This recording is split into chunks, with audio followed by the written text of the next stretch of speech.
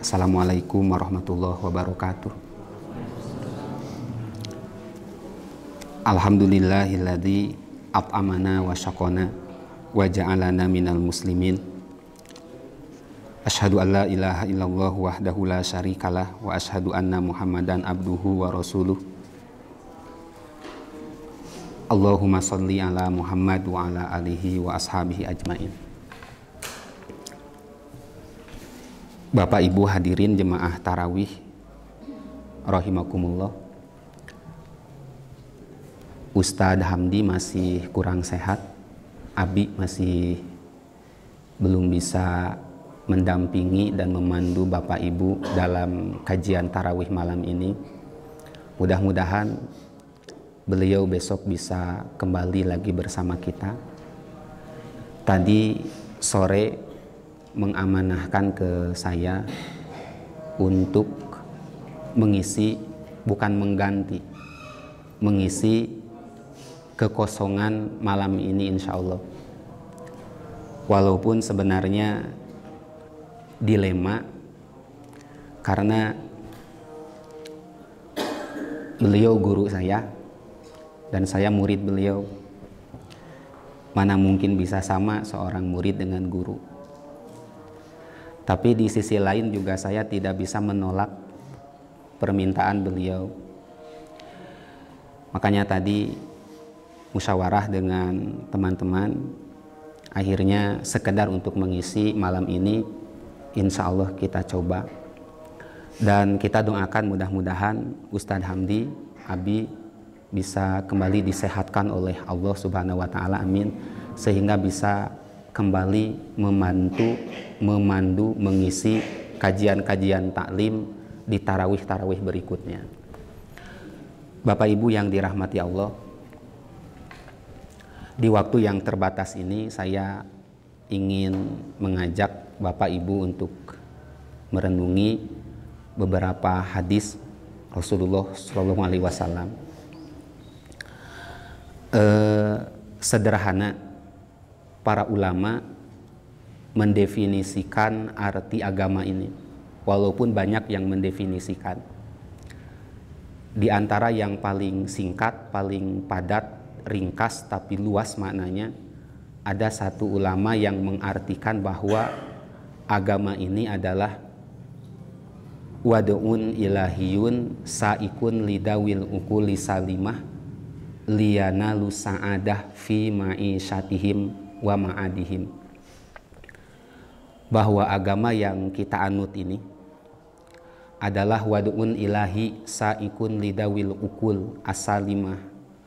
Jadi seperangkat aturan-aturan, perintah-perintah Allah Subhanahu wa Ta'ala yang diberikan kepada orang yang berakal. Makanya orang yang tidak berakal tidak ada tuntutan dalam agama ini. Untuk apa? Liyanalu sa'adah fi ma'isyatihim wa ma'adihim. Ada fungsi agama ini, ada manfaat untuk mengambil kemaslahatan hidup di dunia yang sementara ini, terlebih untuk mendapatkan manfaat, keselamatan dan kebahagiaan kelak di akhirat. Itu agama. Makanya apapun perintah Allah Subhanahu wa Ta'ala, yang pertama harus kita yakini pasti di balik ibadah itu ada manfaat. Pasti di balik ibadah itu Allah menginginkan kita untuk membawa kepada satu keselamatan, kebahagiaan. Makanya dalam bentuk ibadah apapun, contoh di dalam sholat, salah satu manfaat sholat tanha anil fahsya iwal mungkar, mencegah daripada perbuatan keji dan mungkar. Itu diantara manfaatnya. Namun ada sebahagian kita yang melaksanakan sholat tetapi tidak sampai kepada manfaat itu. Sholat tidak mampu mencegah dirinya daripada perbuatan keji dan mungkar. Berarti ada yang salah. Yang salah agamanya, perintahnya atau apanya? Yang salah adalah bisa jadi caranya. Kita belum bisa mengambil manfaat daripada sholat itu. Tidak ada yang salah dalam agama. Zikir juga begitu. Ala bizikrillah tatmainnul qulub. Di antara manfaat zikir itu untuk menenangkan hati. Tetapi ada sebagian kita yang setelah zikir, subhanallah, alhamdulillah, la ilaha illallah, tetap saja gelisah, tetap saja resah, tidak tenang. Katanya Allah Subhanahu wa taala memberikan rumus kalau sudah zikir itu tenang. Tapi kenapa tidak tenang? Berarti manfaatnya belum dapat. Apakah zikirnya yang salah? Bukan. Karena tidak ada yang salah dalam perintah Allah Subhanahu wa taala. Membaca Al-Qur'an fungsinya untuk petunjuk. Zalikal kitabu hudal lil muttaqin. Ini Al-Quran, ini kitab hudan, petunjuk. Tetapi masih banyak orang yang setiap hari berinteraksi dengan Al-Quran, akan tetapi hidupnya itu linglung, sesat, tidak tahu mana yang benar, mana yang salah. Apakah yang salahnya Al-Quran? Bukan, karena tidak ada yang salah di dalam Al-Quran. Yang salah itu bisa jadi kita tidak tahu cara mengambil manfaatnya. Bapak Ibu yang dirahmati Allah, sama sebagaimana olahraga. Olahraga itu untuk sehat. Tetapi ada orang yang setelah olahraga bukan sehat, malah sakit, pegal-pegal gitu, capek. Yang salah bukan olahraganya, tapi yang salah bisa jadi caranya. Nah, begitu juga dalam rentetan ibadah. Jadi yang harus kita yakini pertama, apapun perintah Allah Subhanahu wa taala yang dibebankan kepada manusia, liyanalus sa'adah fi ma'isyatihim wa ma'adihim, untuk memberikan petunjuk supaya kita bisa selamat, supaya kita bisa bahagia dunia dan akhirat. Maka pada kesempatan yang terbatas ini saya mencoba untuk ngobrol-ngobrol dengan Bapak Ibu dalam mengisi kekosongan ini. Ada di antara ulama yang memperhatikan fenomena seperti ini, sehingga beliau membuat satu kiat berbagi kepada kita agar supaya ibadah yang kita lakukan itu mendapatkan manfaat dari ibadah yang dikerjakan itu. Nah, beliau memberikan rumus di dalam, salah satunya di dalam membaca Al-Quran. Ini saya kutip dalam kitab Al-Fawaid Ibnu Qayyim Al-Jauziyah. Bapak Ibu, saya baca dulu sebentar, nanti kita coba untuk renungi. Kata beliau, syurutul intifa bil Quran, syarat mengambil manfaat ketika kita membaca Al-Quran. Idza aradtal intifa'a bil Quran fajma qalbaka inda tilawatihi wa samaihi. Jika engkau ingin mengambil manfaat dari membaca Al-Quran, fajma qalbak inda tilawatihi wa samaihi, maka satukanlah hatimu ketika membaca Al-Quran, satukan hati kita ketika membaca Al-Quran, wa samaihi, dan pajma, gabungkan pendengaran kita itu ketika membaca Al-Quran. Ini rumusan daripada Imam Ibnu Qayyim Al-Jauziyah. Wa al-kisam'ak wahdur huduron may yukhatibuhu bihi man takallama bihi subhanahu minhu ilaih.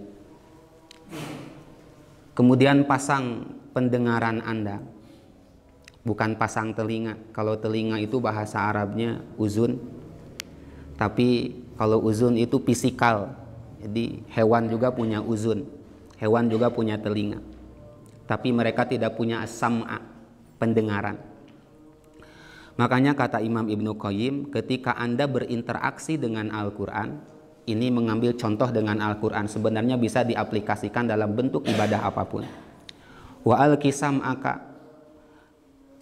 pasang pendengaranmu itu, wahdur huduran may yukhatibuhu bihi man takallam bihi subhanahu minhu ilaihi. Dan ketika Anda membaca Al-Quran, hadirlah diri Anda, jiwa Anda, seakan-akan Anda berbicara dengan Allah Subhanahu wa ta'ala. Fa innahu hitobun minhu laka ala risani rasulih. Sebab Al-Quran ini turun bukan untuk yang lain, tapi untuk kamu. Berarti Al-Quran itu turun untuk saya, untuk ibu, untuk bapak, bukan untuk yang lain. Al-Quran diturunkan oleh Allah Subhanahu wa ta'ala itu untuk saya, ala lisani rasulihi. Hanya saja lewat lisannya Rasulullah Sallallahu Alaihi Wasallam. Jadi ketika ada ayat alhaakumut takasur hatta zurtumul maqabir, ada orang yang bermegah-megahan dengan kemewahan. Untuk siapa itu ayat? Bukan untuk yang lain, tetapi untuk saya. Allah memberikan pengajaran, ada orang yang bermegah-megahan. Ketika ada ayat yang menerangkan tentang wan nazi'ati gharqa wan nasyitati nasto, ada malaikat yang mencabut nyawa dengan keras, ada malaikat yang mencabut nyawa dengan lemah lembut. Untuk siapa? Bukan untuk yang lain, tapi untuk saya. Seakan-akan Allah ingin mengatakan, Ari, nanti itu mati itu ada dua. Satu, bisa jadi malaikatnya mencabut nyawa dengan keras, bisa jadi dengan lemah lembut. Anda entah di mana gitu. Karena Al-Quran itu turun bukan untuk yang lain, tapi fa innahu khitabun minhu laka. Al-Quran itu ditujukan oleh Allah laka, bagimu, ala lisani rasulihi, hanya saja lewat lisannya Rasulullah yang mulia sallallahu alaihi wasallam. Qala ta'ala inna fi dzalika lazikra liman kana lahu qalbun aw alqas sam'a wa huwa syahid. Kemudian beliau mengutip satu ayat di dalam Quran surat Qaf ayat 36. Inna fi dzalika lazikra liman kana lahu qalbun aw alqa as-sam'a wa huwa syahid. Sesungguhnya dalam hal itu ada peringatan, pengajaran liman kana lahu qalbun, bagi mereka yang punya qalbun, bagi mereka yang punya hati, au al-qasam'a, dan memasang pendengarannya, wa huwa syahid, dan dia menyaksikan. Bapak Ibu, saya kira di waktu yang terbatas ini cukupkan sekian, kita coba untuk merenungi. Bapak Ibu, terkait dengan interaksi, ini contoh saja, Pak. Salah satu bentuk ibadah terkait dengan interaksi manusia dalam membaca Al-Quran. Dialog gitu antara kita dengan membaca Al-Quran. Secara umum atau secara garis besar ada tiga kelas itu. Satu yang disebut dengan qiraah, kedua tilawah, ketiga tahfidz. Ini kelasnya berbeda nih, Bu. Kelas yang paling rendah itu qiraah. Kan kita nih di bulan Ramadan ini banyak dianjurkan oleh Rasulullah Shallallahu Alaihi Wasallam untuk sering berinteraksi dengan Al-Quran. Mudah-mudahan ini jadi renungan kita. Tapi Al-Quran yang kita baca bagaimana supaya memberikan manfaat kepada kita. Gitu. Nah, ulama membagi tiga kelas. Satu ada kelas qiraah, Pak. Kelas qiraah itu membaca tetapi tidak menuntut dia untuk paham, tidak menuntut dia untuk tahu terjemahannya. Alhamdulillahilladzi lahu ma fis samawati wa ma fil ardi wa lahul hamdu fil akhirati wa huwal hakimul khabir. Artinya apa, Bu? Entah. Itu qiraah. Yasin, apa artinya? Enggak tahu. Itu qiraah. Tapi Allah hargai orang yang membaca qiraah, sebagaimana hadis riwayat Tirmidzi, tetap oleh Allah akan diberikan balasan. Man qara'a harfan min kitabillah, barang siapa yang qara'a, membaca walaupun dia tidak tahu terjemahnya, harfan, satu huruf dalam Al-Quran, falahu hasanatun, maka baginya satu kebaikan, wal hasanatu bi asyri amsalihah, dan satu kebaikan itu oleh Allah dilipat gandakan menjadi 10 kebaikan. Wala aqulu alif lam mim harpun walakinna alif harpun lam harpun mim harpun, kata Rasulullah. Aku tidak mengatakan alif lam mim itu satu huruf, tetapi aku katakan alif satu huruf, lam satu huruf, mim satu huruf. Ketika Bapak membaca alif lam mim, Allah memberikan 30 pahala. Membaca tidak menuntut paham, tapi yang dituntut adalah benar bacaannya, tartil. Mana fasol, mana wasol, mana yang harus digabungkan, mana yang harus dipisahkan. Makanya Rasulullah SAW di bulan Ramadan ini, Pak Ibu, seharusnya kan yang lebih banyak khotam Al-Quran itu Rasulullah, karena Al-Quran turun kepada Rasul. Jadi file Al-Quran itu sudah bukan di mushaf lagi, sudah memorinya sudah bukan hanya sekedar otak tapi jiwa, bukan hanya sekedar jiwa tapi sudah kepada aplikasi perbuatan Rasul. Bahkan Aisyah ditanya, akhlak Rasul itu akhlak apa? Al-Quran. Jadi Al-Quran itu sudah menjiwa, sudah mendarah kepada diri Rasulullah. Seharusnya yang berpeluang lebih hafal Al-Quran, lebih cepat khotam Al-Quran siapa? Rasul. Tapi buktinya Rasulullah Shallallahu Alaihi Wasallam di bulan Ramadan ini beliau hanya menghatamkan sekali di hadapan malaikat Jibril. Ini hikmahnya memberikan pelajaran kepada kita, bacalah Al-Quran silahkan, tetapi yang dituntut adalah benar gitu. Bagus itu. Mana yang paling bagus? La ilaha illallah, la ilaha illallah, la ilaha illallah. Dengan la ilaha illallah. Subhanallah, subhanallah, subhanallah, subhanallah. Dengan subhanallah. Mana yang paling bagus? Lebih bagus, bukan berarti yang banyak tidak bagus. Banyak bagus, tapi yang dituntut adalah benar, baik. Makanya konsep ibadah dalam Islam itu bukan ayyukum aksaru amala, tetapi ayyukum ahsanu amala. Quran surat Al-Mulk. Allah dipandang oleh Allah Subhanahu wa taala itu ibadah itu bukan yang banyak, bukan berarti banyak salah. Tetapi lebih baik sedikit tetapi baik gitu. Kan itu doa ibu bapak di dalam setelah sholat, Allahumma inni ala zikrika wa syukrika wa husni ibadatik. Ya Allah, bantu saya untuk mengingatmu, bantu saya untuk syukur, dan bantu saya untuk bisa ibadah yang terbaik gitu. Bukan terbanyak. Bapak Ibu, nah setelah kiroah, Bapak Ibu membaca kiroah dibalas oleh Allah, apalagi bulan Ramadan ini, dilipat gandakan oleh Allah Subhanahu wa taala menjadi berlipat-lipat. Ada orang yang membacanya wahwa yatata'ata, sampai dia itu membacanya terbata-bata.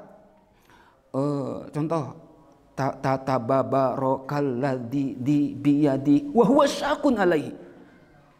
Sudah terbata-bata, wahwa syak, dia itu berat mengucapkannya. Tatabaroka. Allah Subhanahu wa taala kasih palahu ajran. Dia mendapatkan 2 pahala. Hadis riwayat Tirmidzi juga.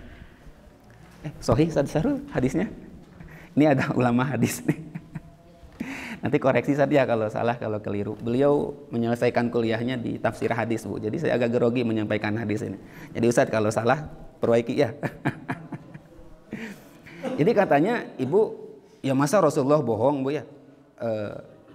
Hadis riwayat Imam Tirmizi, orang yang membacanya ya tata-tata, terbata-bata, wahwa syakun alahi, dan dia berat mengucapkan lafalnya, Allah kasih dia pahala 2. Pahala dia usaha untuk ingin ibadah, kemudian pahala dia ingin belajarnya. Ini tingkat yang paling rendah dalam interaksi dengan Al-Quran.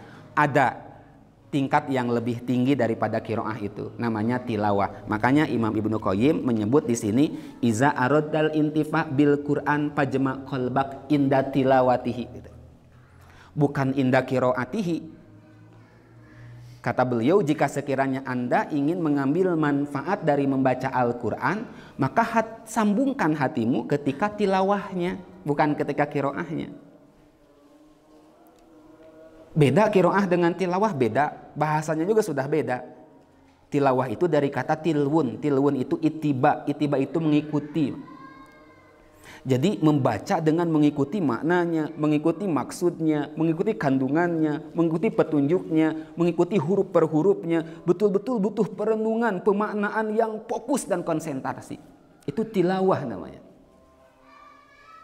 Orang yang membaca tilawah, kul a'udzu birabbil falaq min syarri ma khalaq.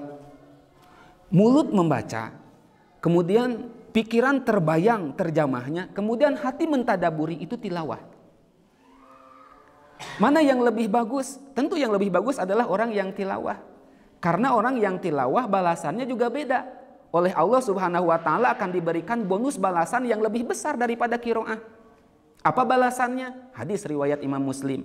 Kata Allah Subhanahu, kata Rasulullah, majtama'a qaum fi baitin min buyutillah yatluna alaihi kitaballah. Barang siapa yang berkumpul satu kaum di rumah Allah, yatluna, mereka mentilawahkan Al-Quran, bukan yaqraun. Jadi mentilawahkan Al-Quran, membaca Al-Quran dengan penuh pemahaman, dengan penuh pentadaburan, dengan penuh kehusuan, dengan penuh perenungan, yatadarasunahu, bahkan sampai kepada tingkat dirosah. Mereka mengkajinya sehingga lahir pemahaman yang baik dan benar. Apa balasan dari Allah selain dia dapat pahala qiraah itu, Pak? Nazalat alaihi sakinah. Allah kasih dia ketenangan dalam hatinya. Jelas tenang karena dia berkontak dengan Allah. Allah kan allazi anzala sakinah fi qulubil mu'minin. Siapa yang ngasih ketenangan itu? Yang ngasih ketenangan adalah Allah. Jadi pada hakikatnya ketika kita membaca Al-Quran, sebenarnya kita sedang berdialog dengan Allah yang memberikan ketenangan itu. Makanya tidak akan pernah mendapatkan ketenangan kecuali diantaranya dekat dengan Al-Quran. Walladzi anzala sakinah. Mana yang lebih tenang? Membaca seperti inilah contoh, Bu, dalam menerangkan Quran surat menceritakan tentang kiamah pokoknya.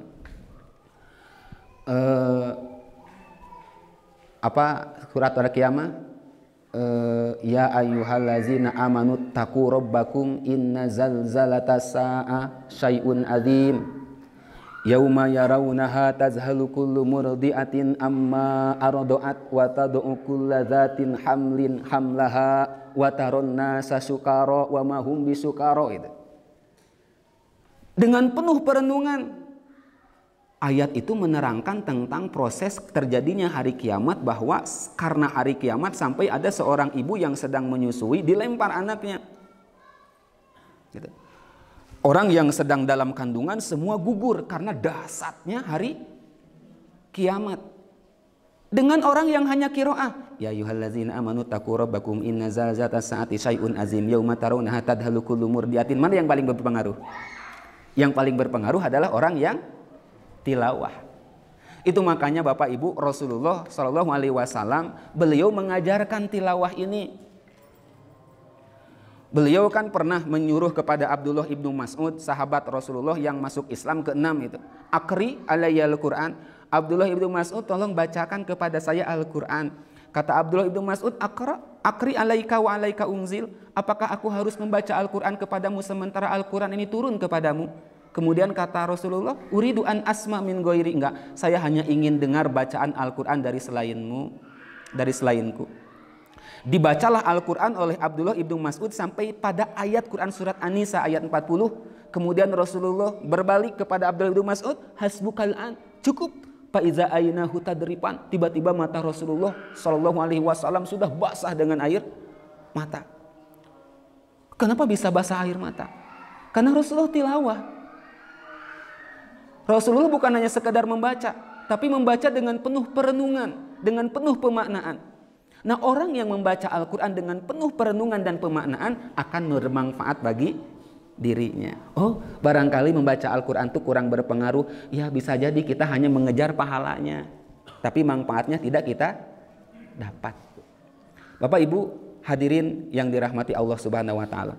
Ada setelah qiraah, setelah tilawah, ada berikutnya yaitu tahfidz. Kalau tahfidz proses mengulang, ini balasannya lebih besar lagi oleh Allah Subhanahu wa taala. Karena jelas tahfidz aja artinya mengulang, proses untuk pengulangan. Kalau hanya sekedar membaca Bismillahirrahmanirrahim wabil akhiratihum yuqinun, orang yang tahfidz beda. Wabil akhiratihum yuqinun, wabil akhiratihum yuqinun, minimal 20 kali itu. Minimal 20 kali dia mengulang. Kira-kira pahalanya yang diberikan oleh Allah besar mana? Besar yang tahfidz. Orang yang hafal ini kalau santri Ibu minimal 20 kali mereka mengulang itu. Innallazina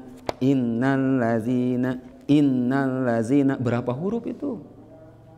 Itu baru prosesnya, belum kalau sudah hafalnya. Kalau orang yang hanya membaca saja, dia hanya mendapatkan pahala ketika memegang Al-Quran. Tapi di saat lepas dari Al-Quran, apakah bisa mengambil pahala dari Al-Quran? Tidak. Tapi orang yang hafal Al-Quran dimanapun, keadaan bagaimanapun, mau sakit, mau sehat, mau di pasar, mau di rumah, mau di kantor, dia murojaah tuh. Wah gitu. Peluang untuk meraup pahala dari Allah Subhanahu wa taala itu lebih berpeluang besar. Makanya sampai Rasulullah Shallallahu Alaihi Wasallam menjamin nanti Al-Quran ini Ibu di hari kiamat akan datang kepada temannya itu. Sampai Al-Quran mengatakan, hal ta'rifuni, apakah engkau mengenalku? Kemudian orang itu mengatakan, ma'arifuka, saya tidak mengenal Anda. Saya tidak kenal Anda. Kemudian Al-Quran yang dibaca itu mengatakan, ana sohibukal Quran, saya sahabatmu Al-Quran. Allazi admatuka fil hawajir wa ashartu lailaka, saya sahabatmu Al-Quran yang dengan aku engkau dulu letih di siang hari, yang dengan aku dulu engkau kurang tidur. Ana sohibukal Quran, saya sahabatmu sekarang. Kemudian bukan hanya daripada itu saja, wa yudau ala ra'sihi tajul wikor. Allah Subhanahu wa taala berikan kepada orang itu mahkota kemuliaan.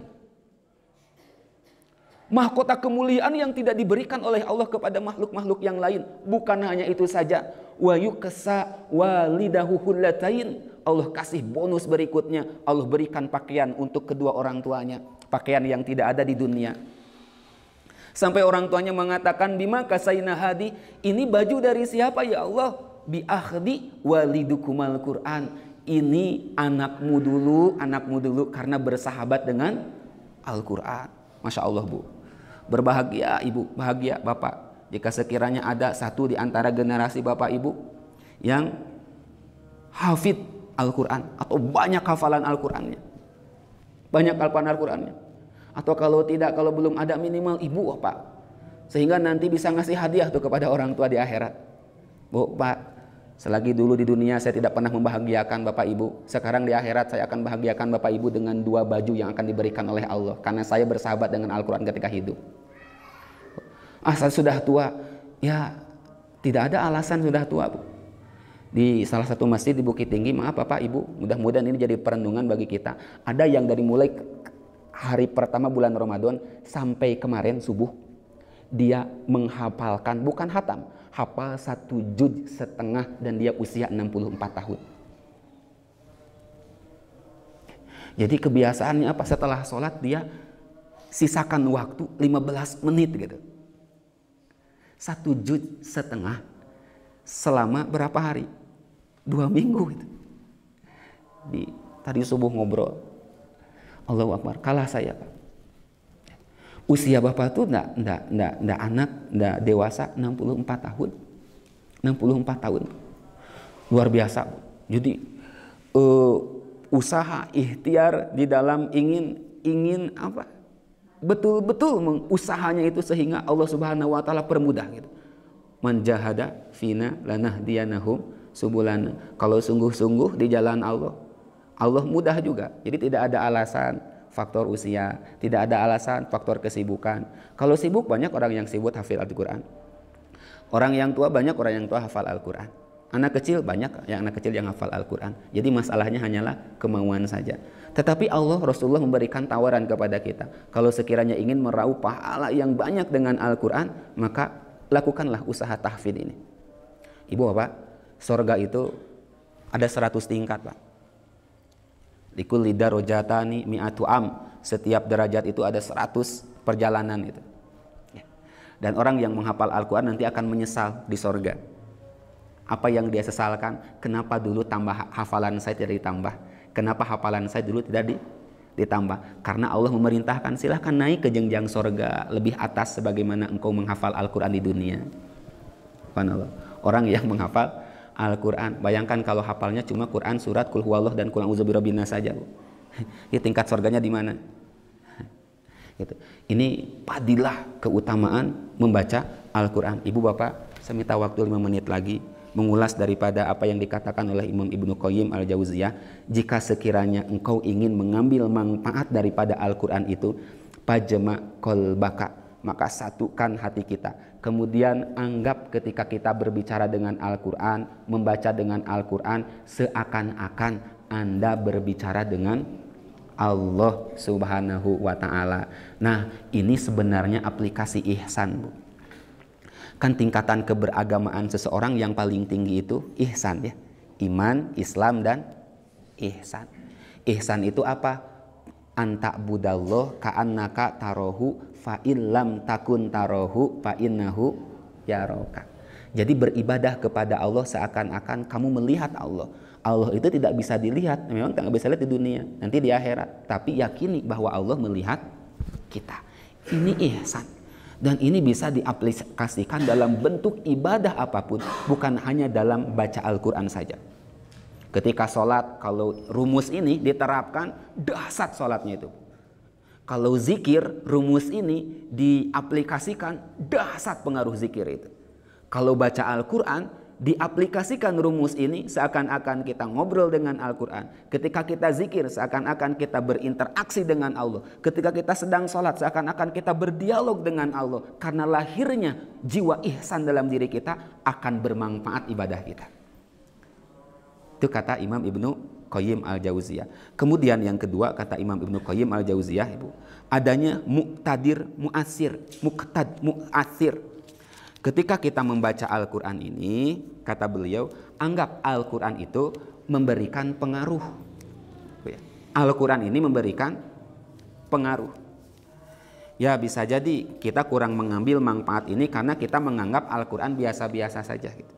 Padahal Ibu Bapak, padahal itu dahsyatnya pengaruh Al-Quran sampai orang Quraisy, orang kafir Quraisy pernah menyuruh penduduk Quraisy yang masih kafir untuk menutup telinga mereka dengan kapas. Tutup telinga kalian dengan kapas. Kenapa? Karena mereka takut mendengar Al-Quran. Kalau mereka mendengar Al-Quran bisa goyang tuh hatinya. Dari kafir menjadi Islam, dari sesat menjadi benar, dari tidak baik menjadi baik. Dan ini terbukti di masyarakat Arab. Umar bin Khattab masuk Islam bukan karena yang lain, tetapi karena beliau mendengar bacaan Al-Quran. Quran surat Toha. Sampai Umar bin Khattab ketika datang ke Fatimah adiknya, ketika itu sedang kursus dengan Khabab, khusus Al-Quran, Umar bin Khattab berencana bukan untuk memeluk Islam, tapi ingin membunuh Nabi Muhammad. Ketika sampai di rumah Fatimah, kemudian terdengar ada bacaan-bacaan yang belum pernah didengar sebelumnya. Umar berkata, kalian membaca apa? Karena takut dengan Umar yang tipikalnya itu keras, sadis, kuat gitu, Bu. Kasar. Mereka menyembunyikan sampai pada akhirnya mereka menjawab, ini membaca Al-Quran. Lihat saya. Kemudian dibunuh, dipukul Fatimah sampai berdarah gitu. Sampai suatu saat akhirnya Umar bin Khattab meminta untuk diizinkan membaca, tapi Fatimah memberikan syarat, engkau harus mandi dulu karena Al-Quran ini najis bagi orang musyrik. Setelah wudu, kemudian setelah sholat dibaca bacaan pada ayat Quran surat Toha sampai kata kalimat innani anallah la ilaha illa ana fa'budni, sampai ada kalimat itu. Kemudian Umar bin Khattab langsung menggigil badannya dan meminta kepada Fatimah untuk diantar kepada umat Nabi Muhammad. Antar saya kepada Muhammad. Fatimah takut dikira akan membunuh. Rupanya dia akan bersyahadat dengan pengaruh Al-Quran. Al-Quran kalau turun kepada gunung hancur tuh. Lalu kenapa turun kepada hati kita tidak pernah tersentuh dengan Al-Quran? Berarti ada yang salah kita. Ada yang salah. Makanya kalau tidak tersentuh dengan membaca Al-Quran, Imam Ibnu Qayyim Al-Jauziyah memberikan kiat tabaki. Silahkan pura-pura nangis saja. Paksakan nangis. Tabaki, memaksakan nangis itu ada dua. Ada yang positif, ada yang negatif. Ada yang baik, ada yang buruk. Kalau tabaki, memaksakan, melatih diri untuk menangis karena untuk melunakkan hati itu bagus itu, kata Imam Ibnu Qayyim. Makanya tidak salah kita mencari satu tempat, satu kosong, ngobrol dengan Al-Quran, wudu, gelar sejadah, kemudian menghadap kiblat, buka Al-Quran, baca, renungi. Kalau tidak menangis, kemudian mohon kepada Allah Subhanahu wa Ta'ala, ya Allah, kenapa saya tidak menangis dengan baca Al-Quran? Paksa sampai menangis, tidak juga menangis, tangisi bawah hati kita kering, tidak bisa menangis. Itu kata Imam Ibnu Qayyim Al-Jauziyah. Karena takut menangis, ria siapa? Kita sendiri di kamar, ria sama siapa? Ujub sama siapa? Jadi dibolehkan tabaki, pura-pura menangis untuk melunakkan hati kita. Dan berbahagia Bapak Ibu yang pernah diizinkan oleh Allah Subhanahu wa Ta'ala sedikit meneteskan air mata karena tersentuh dengan membaca Al-Quran. Ini rahasia Ibu dan Allah saja, Bapak dan Allah saja. Saya kira itu saja Bapak Ibu, berhubung waktu yang terbatas gitu. Jadi saya mohon maaf, saya tidak maksud mengganti posisi beliau, terlebih menceramahi dan memberikan nasihat kepada Bapak Ibu, tetapi hanya sekedar mengisi waktu saja. Mudah-mudahan beliau Ustaz Hamdi besok bisa kembali beraktivitas, bisa kembali untuk memandu kajian tarawih berikutnya. Saya mohon maaf kalau ada hilaf dan salah. Subhanakallahumma wa bihamdika asyhadu alla ilaha illa anta astaghfiruka wa atubu ilaik. Assalamualaikum warahmatullahi wabarakatuh.